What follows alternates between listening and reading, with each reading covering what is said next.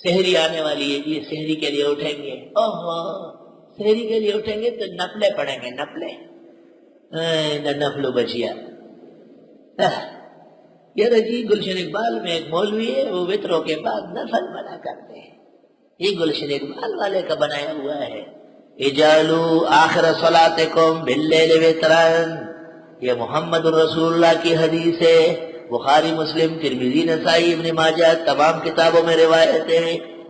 الحمدللہ اتنی عقل سے محرومی ہو گئی۔ تراویح سنت 20 رکعت، کیا چیز ہے 20؟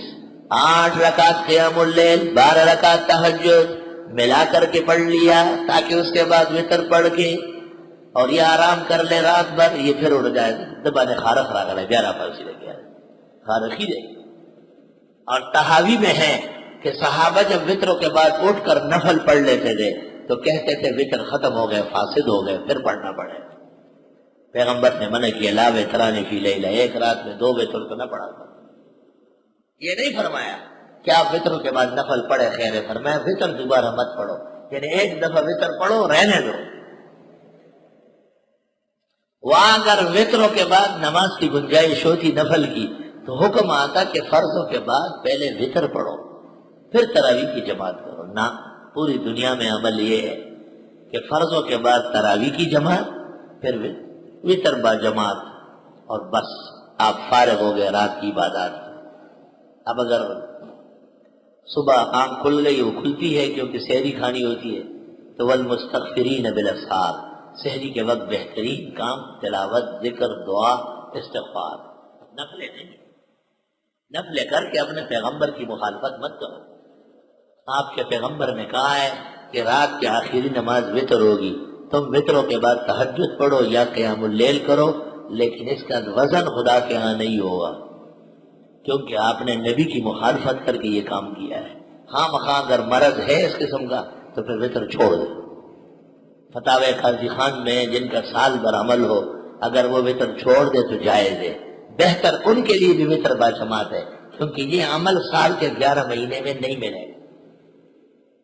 مسئلہ ایسا مضبوط ہے جیسے فولاد، لیکن اہل علموں کی بے توجہی کی وجہ سے کمزور ہوا ہے۔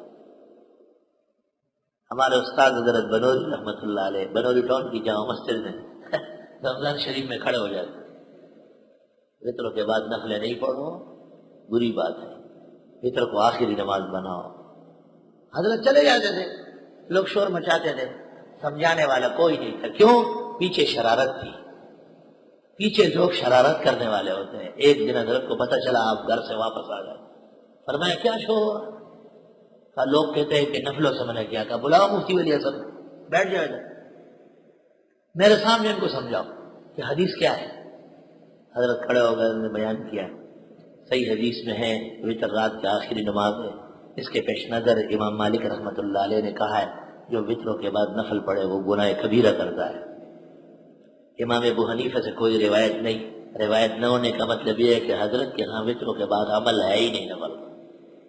امام احمد نے کہا ایک دفعہ پڑھی ہے، آئندہ کبھی نہیں پڑھوں گا۔ امام شافعی نے کہا ہے نہ میں نے پڑھی ہے نہ پڑھوں گا، پڑھنے والوں کو منع نہیں کروں گا، یہ ذوق کی بات ہے۔ حضرت نے فرمایا بیٹھ جاؤ، پھر حضرت شروع ہو گیا، امام الاسر مولانا انور شاہ اور ساری امت کے اقوال و نقول و روایات و درایات کے انبار لگائے، میں بیٹھا ہوا تھا۔ الحمدللہ الحمدللہ میں نے وہ مجلس نقل کی، اس مجلس کو میں نے شائع کیا، اس کا نام رکھا ہے احسن الوتر فی تحقیق الرکعتین بعد الوتر۔ یہ مولانا کی تقریر ہے۔ اصلا ماں کا بیٹا کوئی آج تک پیدا نہیں ہوا جو اس کا جواب دے۔ شیشے کے گھر میں بیٹھ کر پتھر ہی پھینکتے، دیوار آہنی پہ حماقت تو دیکھیے۔ مولوی غریبوں کو پتہ بھی نہیں ہوتا، بھول جاتے پڑھ وڑ کے۔